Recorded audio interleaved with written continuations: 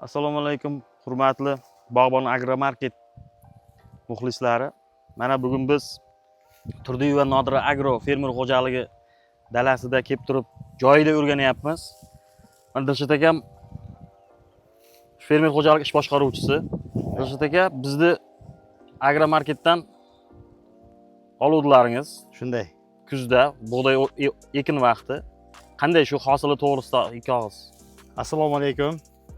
Bor, mana Bog'bon firmasidan Aleksey nomli shu bug'doy donlarini olib 30 gektar joyga ekanmiz. Mana Xudo xolasa mana xirmonni ko'taryapmiz. Nasib bo'lsa, mana 90 sentnerdan beryapti. Dilshod aka, shu Alekseyevich sortini ekkanda fosforli o'g'itlardan foydalanib ekdilaringizmi? Albatta, g'allani ekishdan oldin gektarga 250 kilodan amafos berganmiz.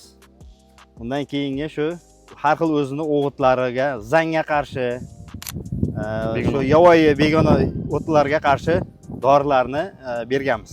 Azotli o'g'itlardan-chi? Azotli o'g'itlardan ham albatta berilgan. Berilgan. Necha marta sug'ordilaringiz? 3 marta sug'orilgan. 80, 90, 100 sentnergacha hosil olish uchun mana siz necha yillik fermersiz? Yangi fermerlarga nima maslahat berasiz?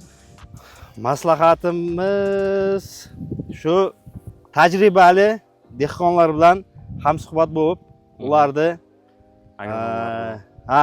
agronomlarni tajribasiga suyangan holda ish qilsa, menimcha shu natijaga erishadi. Xudo xolasa. Nasib bo'lsa, Siz oldin ham shunday olgansizmi? Dilshod aka? 90 sentner olgansizmi yo mana yo'q, avval yo'q. Bu oldin aniq qilmagan. Olmaganmiz. Mana Xudo xolasa mamnunsiz. Albatta, Xudo xolasa bu hamkorligimiz davomiy bo'ladi degan umiddamiz. Xudo xolasa boshqa fermerlarga ham tavsiya qilamiz. Mana yaxshi hosillar mana ko'rib turibsiz, o'zlaringiz guvoh bo'lib turibsizlar. Boshoqlar to'liq yuk bosadigan. O'zbekiston sharoitiga, Jomboy sharoitiga juda mos urug' ekan, ha? Shunday.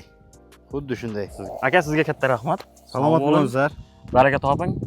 Har doim birga ishlaymiz, xudo xolasa. Xudo xolasa nasib bo'lsa, yanagi yil shu 120 sentnerga chiqqanimizda ham kelib, mana shu yerda intervyu olish, intervyu berish nasib bo'lsin. Sog' salomat bo'ling. Charchamangizlar, ishlaringizga omad.